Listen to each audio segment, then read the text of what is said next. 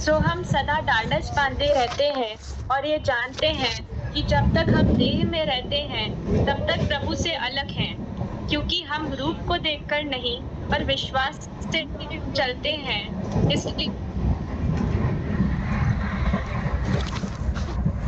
उत्तम समझते हैं। पौलुस क्या कह रहा है? देह से अलग होकर प्रभु के साथ रहना और भी उत्तम समझते हैं। अब एक और वचन पढ़िएगा, फिलिपियों की पुस्तक उसका 1 अध्याय, ये नोट कर लीजिएगा ये वचन ना, फिलिपियों उसका 1 अध्याय 19 वचन से लेकर पढ़िएगा। यस। क्योंकि मैं जानता हूँ कि तुम्हारी विनती के द्वारा और यीशु मसीह की आत्मा के दान के द्वारा इसका प्रतिफल मेरा उद्धार होगा। आगे तक पढ़ना है, 2-3 वचन और पढ़ना है।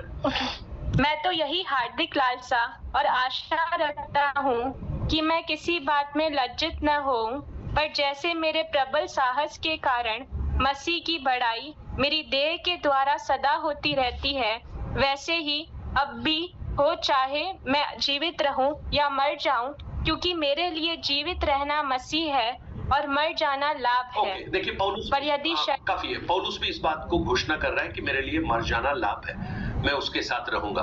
तो जब एक विश्वास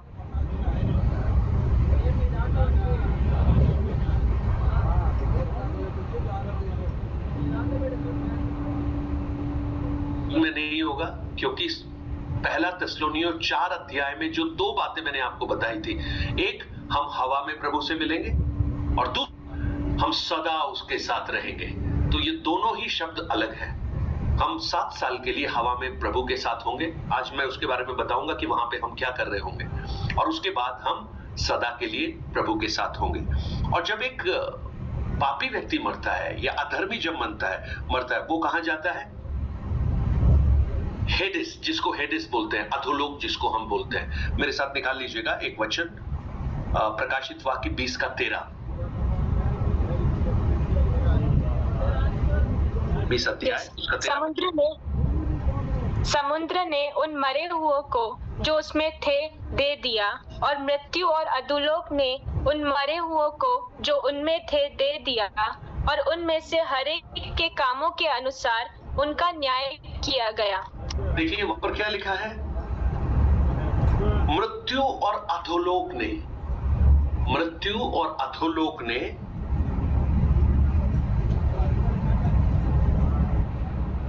उन मरे जो उनमें थे, किनमें? अधोलोक में थे।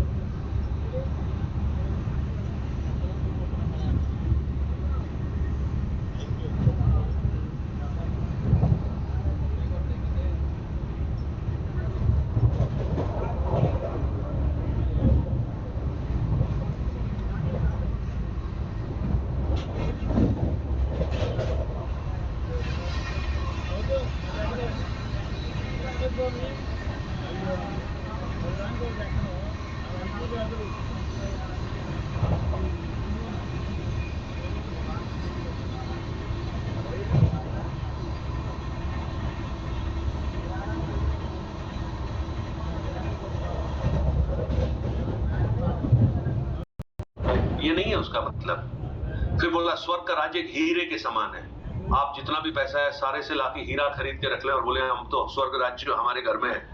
सो एक्चुअली इसका अर्थ ये नहीं है। प्रभु यीशु उसकी कीमत को समझाना चाहते हैं। तो मैं उदाहरण दे रहा हूं, वो जो अपराधी पुलिस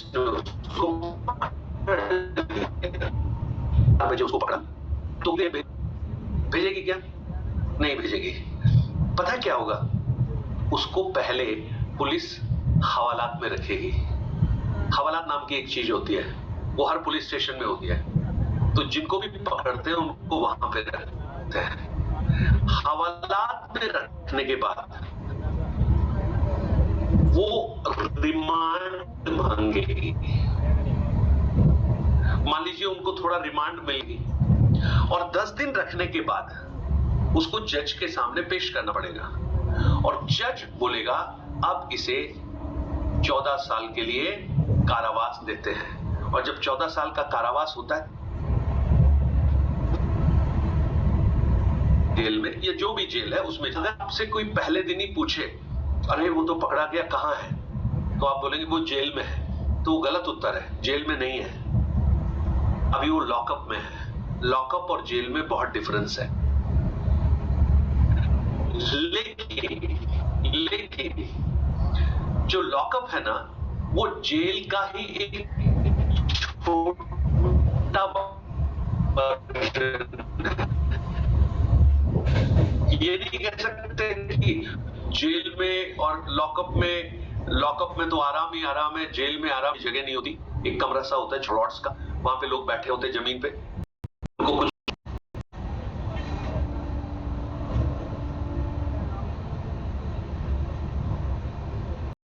कब को देखते हुए जाता है तो वहां पे वो लोग बैठे हुए हैं। तो वो भी एक यातना की जगह है, लेकिन वो यातना इतनी खतरनाक नहीं है जितनी नरक है। समझ में आ रहा है ना? ठीक उसी प्रकार जब एक धर्मी मरता है तो वो कहां जाता है? अब्राहम की गोद में, जिसको लाजर गया। ये अब्राहम की गोद को पैराडाइज भी कहा गया है अलग अलग जगहों पर, और उसे सेकंड हेवन भी कहा जाता है। और ये वो स्थान है जहां पर हर धर्मी उस बीमा सीट, जो बीमा सीट प्रभु के आगमन के बाद में, जब 1000 साल का शासन से पहले जो 7 साल में जो न्याय होगा, उस समय खड़े होने के बाद उससे पहले रहेंगे और उसके बाद में वो हमेशा प्रभु के साथ रहेंगे। क्लियर हो गया या नहीं हुआ? केहर सिंह जी पूछिए। मैं ये क्लियर करना चाहता हूँ, ये जो अब्राहम की गोद है ना, ये सेकंड हेवन ही कुछ, ये कुछ अलग कुछ चीज को दिखा रहा है? नहीं, इसको आप सेकंड हेवन ही मान सकते हैं।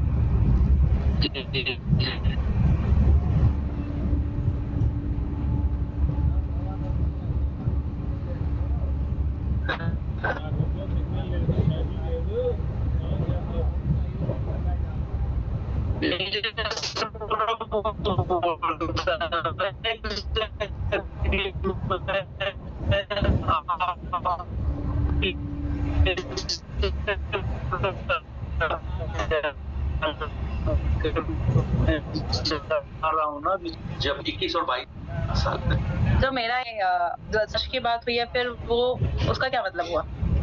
हाँ, जो के बारे में देखिए, कल तो वहाँ पर 3 दिन पहले मैंने 3 हेवंस के बारे में बताया था। सबसे पहला हेवन है जो स्काई, जो आपकी आंखों के ऊपर आकाश जो आपको दिखाई दे रहा है, दैट इज कॉल्ड फर्स्ट।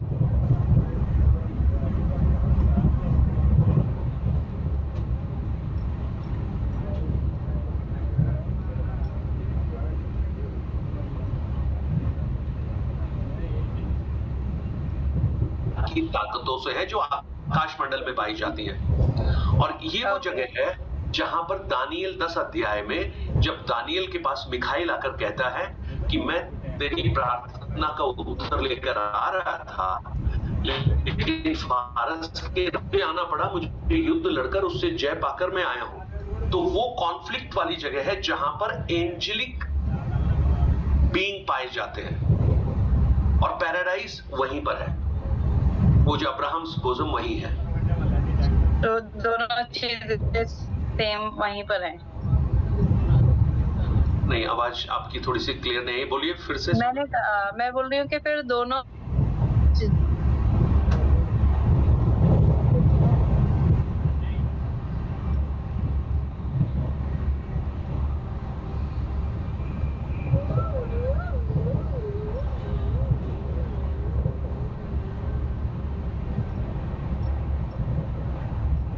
पृथ्वी पर रहते हैं, तो इसका अर्थ ये थोड़ी है हम सब एक ही जगह रह रहे हैं। आप मुंबई में हैं, आप कहें नहीं हम तो एक ही साथ रहते हैं, अरे आप मुंबई में हैं, हम जयपुर में हैं, 1000 डिस्टेंस है।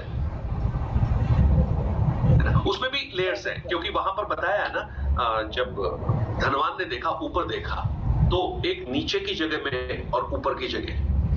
अधोलोक तो नीचे, इसमें कोई शक नहीं, नीचे है, नीचे और ऊपर, इसलिए लिखा है उन दोनों के बीच में बहुत बड़ा गल्फ है। इंपॉर्टेंट ये है, हम प्रभु के साथ हैं। मैंने कल आपको कहा था, प्रभु के साथ चाहे भी हो वो सबसे अच्छी जगह है, और प्रभु के बिना कितनी भी अच्छी जगह हो उसका कोई औचित्य नहीं है। राइट, सो अब हम जल्दी से आते हैं 19 अध्याय में। 19 अध्याय 11 वचन हमने कल पढ़ा।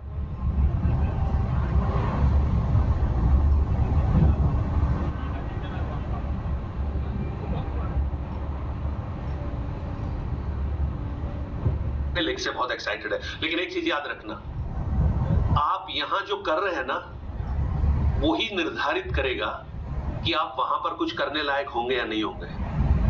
क्योंकि यहां अगर आप कुछ नहीं कर रहे हैं तो भूल जाइए कि वहां क्या करने की बात कर रहे हैं आप, क्योंकि आप जब होंगे ही नहीं वहां पे तो वहां करने की कोई मतलब ही नहीं है। इसलिए मेक श्योर कि वहां करने की अगर बात पूछ रहे हैं तो पहले वहां पहुंचने का पूरा बंदोबस्त कर ले। राइट, ओके, जल्दी से पढ़ लीजिए, 11 से 16 तक पढ़े फटाफट। गायत्री जल्दी पढ़ लो। फिर मैंने स्वर्ग को खुला हुआ देखा, और देखता हूँ कि एक श्वेत घोड़ा खड़ा है, और उस पर एक सवार है जो विश्वास योग्य और सत्य कहलाता है, और वह धर्म के साथ न्याय और युद्ध करता है। ओके, एक मिनट गायत्री, एक मिनट। ये कल वचन आपको मैंने बता दिया था, और मैंने 2 बातों पर ध्यान दिया था वहां पर। विश्व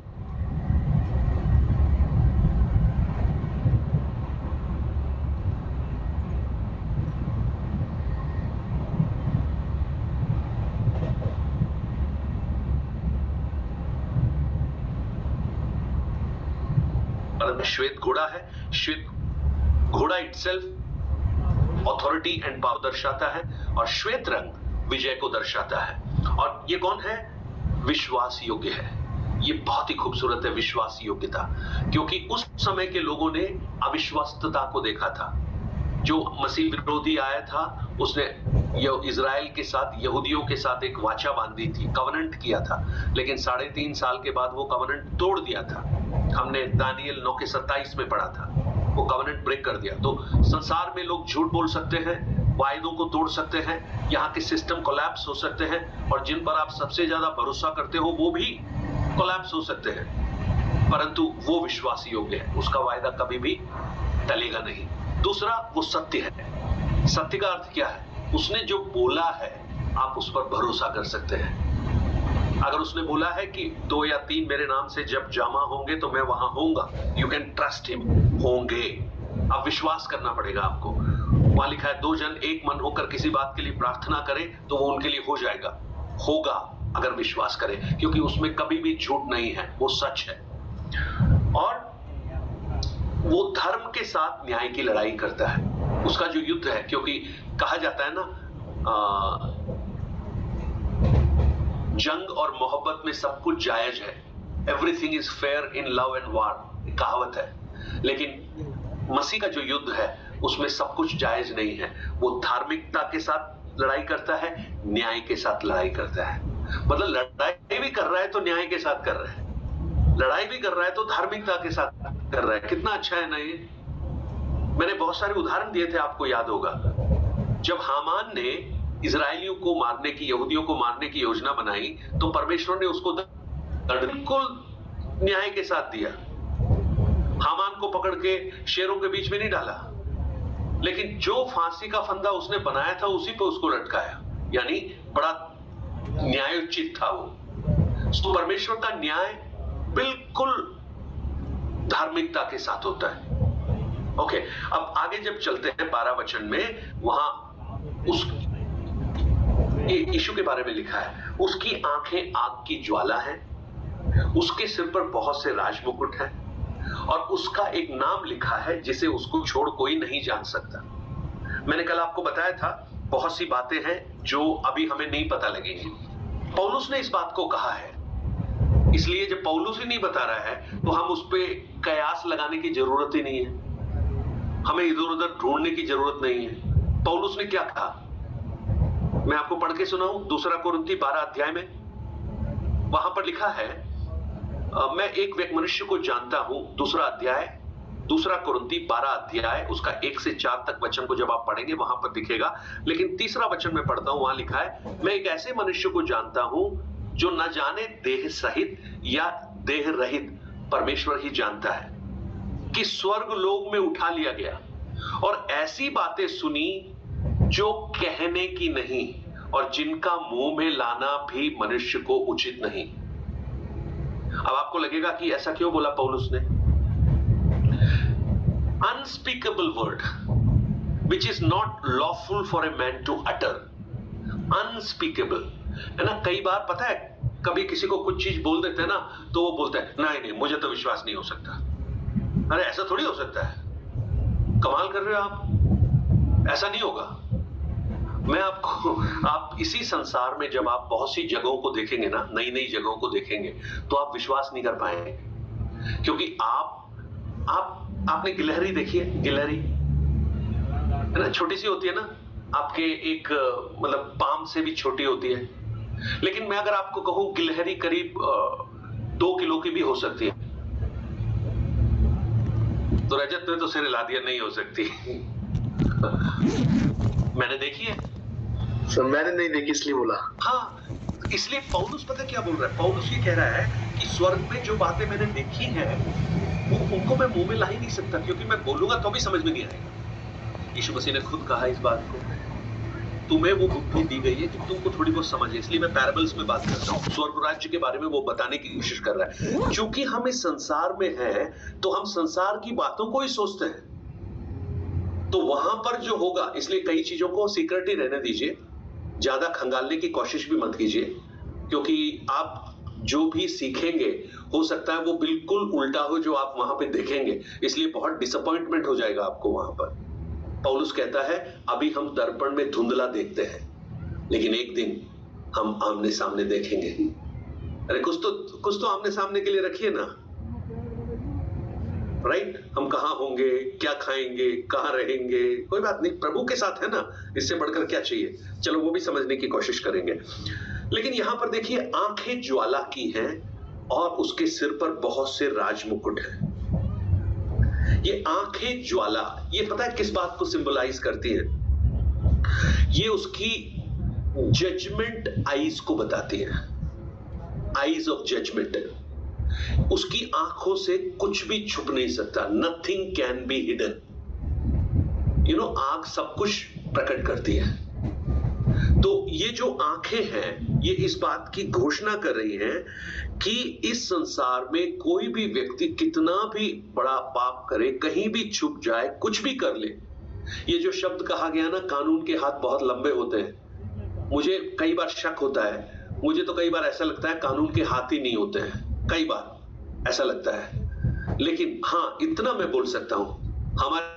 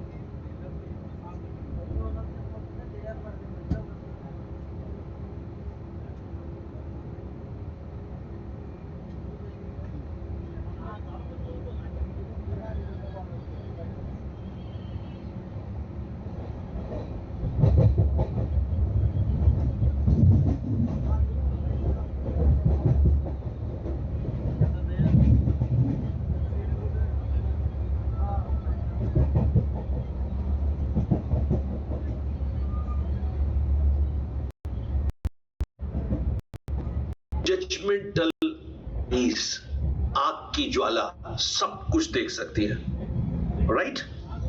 और उसके बाद क्या है, उसके सिर पर बहुत से राजमुकुट है, एक नहीं कई सारे राजमुकुट है। आपको मालूम है जब प्रभु यीशु फर्स्ट टाइम आए थे ना, तो उसके सिर पर एक कांटों का मुकुट था, याद है ना आपको? जब पिछली बार आए थे उसके सिर पर कांटों का मुकुट था, लेकिन इस बार उसके सिर पर बहुत से राजमुकुट हैं, एक नहीं बहुत से राजमुकुट हैं। और देखिए ये राजमुकुट जो यहां लिखा है ना, his heads were many crowns, ये जो क्राउन जो शब्द है ना, इसका जो मूल भाषा में जो शब्द इस्तेमाल किया गया है वो है diadems, DIADEMS, और उसका अर्थ पता है क्या है? उसका अर्थ है royal crown, royalty and authority.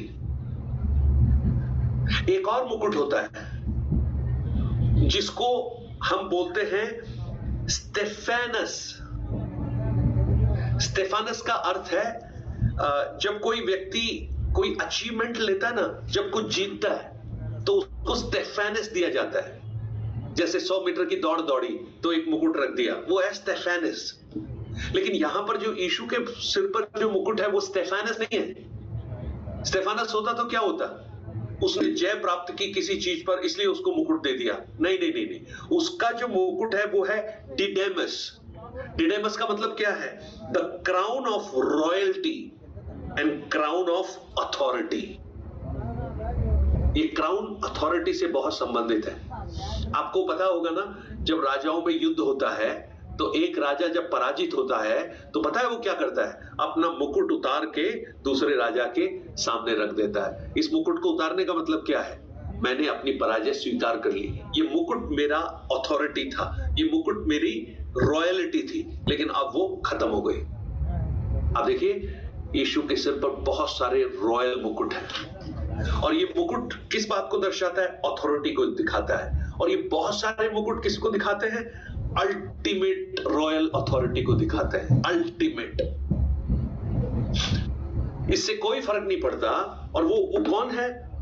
He is the king of king. यीशु मसीह का एक बहुत बड़ा अच्छा नाम है, he is the king of king. आप ध्यान से सुनिएगा, उस समय जो किंग है, जो रोम का राजा किंग है,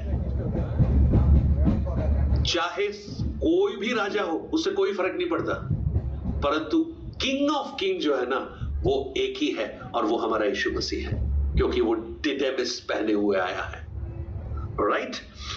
सो और उसके बाद देखिएगा उसका जो कपड़ा है ना, उसके बारे में भी लिखा है 13 वचन में, और वह लहू से छिड़का हुआ वस्त्र पहने।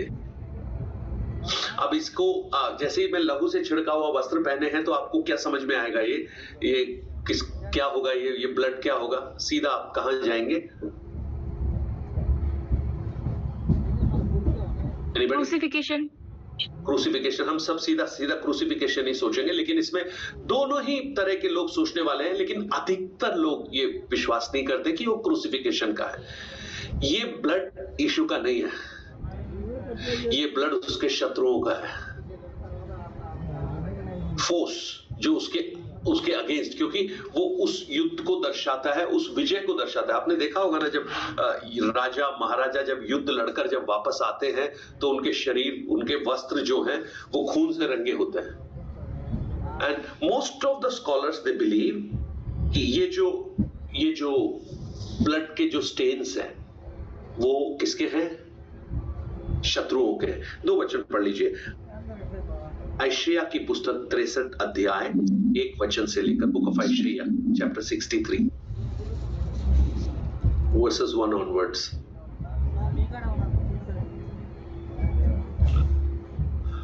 वो कौन Yes. है जो पढ़िए। यह कौन है जो एदम देश के बोस्रा नगर से बैंजनी वस्त्र पहने हुए चला आता है, जो अति बलवान और भड़कीला पहरावा पहने हुए झूमता चला आता है?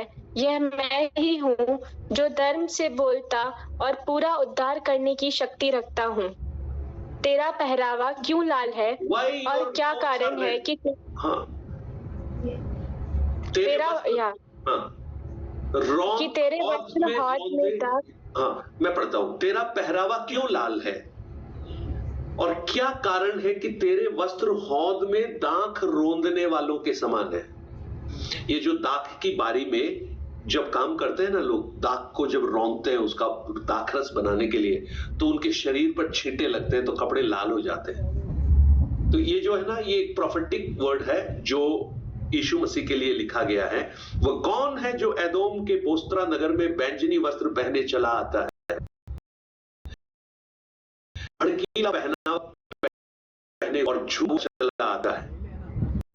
मैं ही हूं, धर्म से बोलता है, पूरा उद्धार करने की शक्ति रखता है।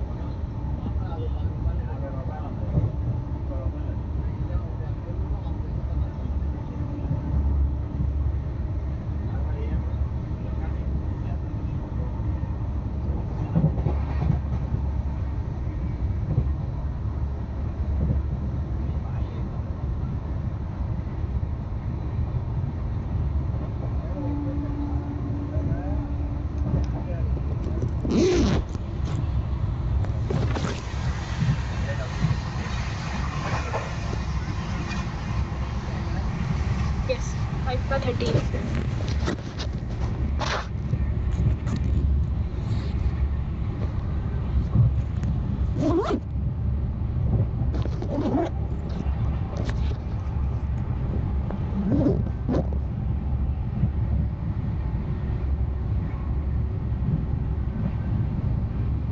मिले उसे ही योग्य तू ही खुदा। ये आराधना के शब्द हैं। कहां पर? उस स्वर्ग के सिंहासन पर जो बैठा है उसके सामने, उसके चारों ओर। और ये 5वां अध्याय है, याद रखना। 4 अध्याय में कलीसिया चली गई है यहां से। अब जब ऊपर चली गई है तो वो क्या कर रही है? वहां पर आराधना कर रही है। और मैं कहूं इससे कोई अच्छा बेस्ट वर्शिप कहीं हो ही नहीं सकती, क्योंकि प्रभु के सामने आमने सामने देखकर आराधना कर रहे होंगे। और वहां पर पता है आराधना करने वाले और कौन लोग होंगे? सोचिए आप।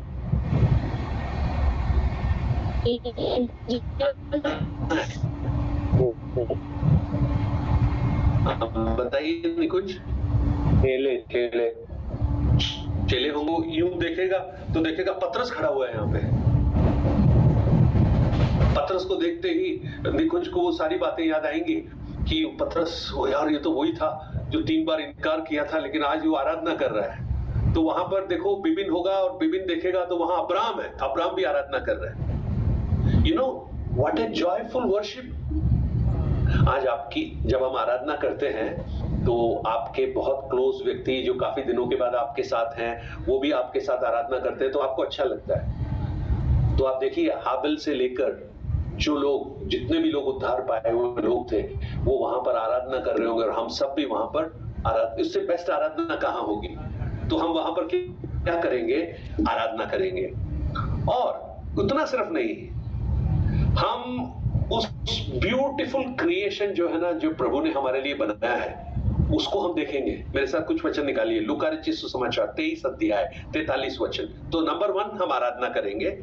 नंबर 2 हम एंजॉय करेंगे उस क्रिएशन को जो प्रभु ने हमारे लिए बनाया है। लूका 23 का 43, बुक ऑफ लूक चैप्टर 23:43।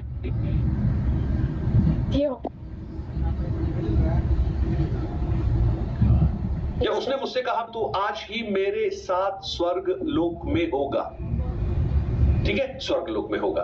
और मैंने अभी आपको याद है 2 कोरिन्थियों 12 का 4 पढ़ा था, जहां पर पौलुस ने बोला अभी उन बातों का मुंह में लाना उचित नहीं है। इच्छा तो है लेकिन अभी बोल नहीं सकता हूं। तो वो चीजें हमें देखनी है ना। ओके, प्रकाशित वाक्य भी आइए 2 का 7 एक बार पढ़ते हैं। 2 अध्याय उसका 7 वचन। यस। जिसके कान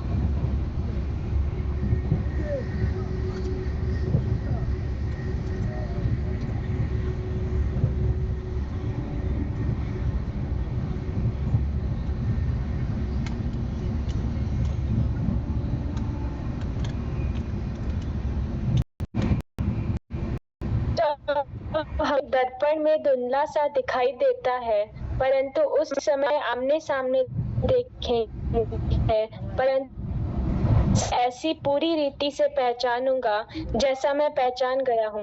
पता है वहां पर क्या करेंगे हम? अभी जो हमारा ये हाफ कुक्ड जो नॉलेज है ना, उस नॉलेज को हम पूरा गेन करेंगे। मैं कहूं ऐसा स्टडी होगा वहां पर, ऐसा नॉलेज मिलेगा वहां पर जिसके बारे में हम यहां कल्पना ही कर सकते हैं। बस फिर वहां कोई बादाम खाने की जरूरत नहीं पड़ेगी आपको। 800-900 इतना महंगा खरीदते हो आप, कोई जरूरत नहीं होगी, क्योंकि God will be our knowledge. So we will be study there, will be learn there. हमारा ज्ञान जो अधूरा है ना वहां पर पूरा होगा। और हमारी जो आईसाइट है ना, जो चश्मा वगैरह लगाना पड़ता है, वो भी खत्म हो जाएगा। कह रहा ना अभी दर्पण में धुंधला से दिख रहा है, धुंधला अभी ब्लर दिखाई दे रहा है। 6x6 की साइट होगी हमारी। मैं इस आंख के बारे में बात नहीं कर रहा हूं, स्पिरिचुअल आई साइट की बात कर रहा हूं। We will learn. मैं एक उदाहरण देता हूं आपको। ये चीज प्रभु ने करके दिखाई थी पतरस, याकूब और यूहन्ना को, जब रूपांतरण के पर्वत पर ले गया था। मत्ती 17 उसका रूप बदल गया, वो महिमा में स्वरूप में आ गया।